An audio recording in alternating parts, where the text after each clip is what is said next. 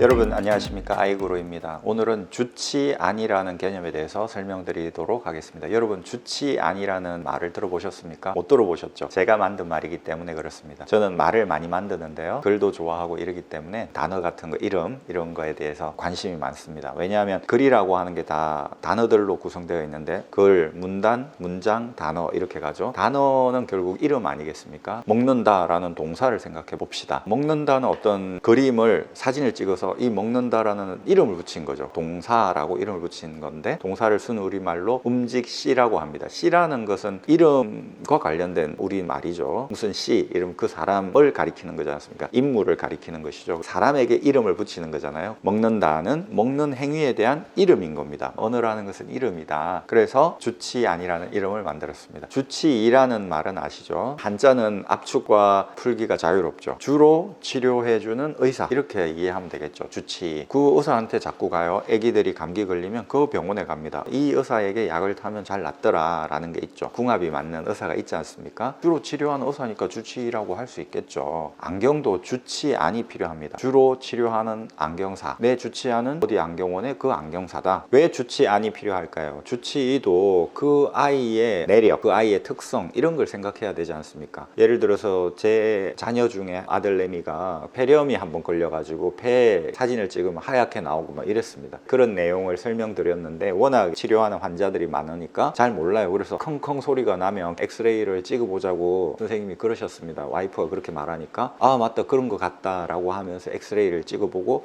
이거 조금만 늦었으면 폐렴으로 또 갈 뻔했습니다 하면서 약을 좀 강하게 지어주셨거든요. 그 사람의 내력을 알아야 된다는 것이죠. 마찬가지입니다. 눈과 관련해서도 그 사람의 내력을 알아야 돼요. 이 사람은 약간만 도수 조정을 해도 어지러워서 못 쓰는 사람이다 라는 기록이 있죠, 고객 카드에. 그러면 도수 조정을 아주 민감하게 해야 됩니다. 일반적으로 도수를 올려야 되는 게 맞지만, 그 사람의 어떤 특성이 있다고요. 도수를 올리면 적응을 못하는 특성이 있는 사람이 있습니다. 나중에 또 자세하게 깊은 내용이기 때문에 말씀드리도록 하겠습니다. 그 사람의 내력에 대한 기록을 다 남겨놓는 것이죠. 제 고객 중에 저에게 한 100번 정도 온 고객이 있어요. 저에게 돈을 많이 보태주셨죠. 50번 이상 오신 분들도 꽤 있죠. 그런 분들은 이 눈이 어떻게 변천되어 있는가 데이터가 뭐 20년 전 것부터 쭉 있을 거 아닙니까? 그러면 이 사람이 이렇게 눈이 나빠졌다가 이렇게 좀 좋아지네, 이런 것까지 다 볼 수 있는 것입니다. 그 사람의 나이에 따라서, 인생 주기에 따라서 눈이 어떻게 변하는가, 근시가 심해졌다가 원시 쪽으로 근시가 좀 빠지고 있다, 내려가고 있다, 나이에 따라서 수정체가 두꺼워졌다가 얇아진다 라고 했지 않습니까? 그런 모습이 20년의 데이터에 그대로 나타나 있습니다. 그 사람의 데이터, 그 사람의 눈의 내력이 저에게만 있는 것이죠. 그 사람이 다 받아 적는 게 아니죠. 이것은 저의 자산인 거죠. 이거는 개인 정보가 아니지 않습니까? 저의 노하우로 검사를 해서 얻은 도출한 값이기 때문에 저의 자산인 겁니다. 그분은 다른 안경원에 가서 검사를 했을 때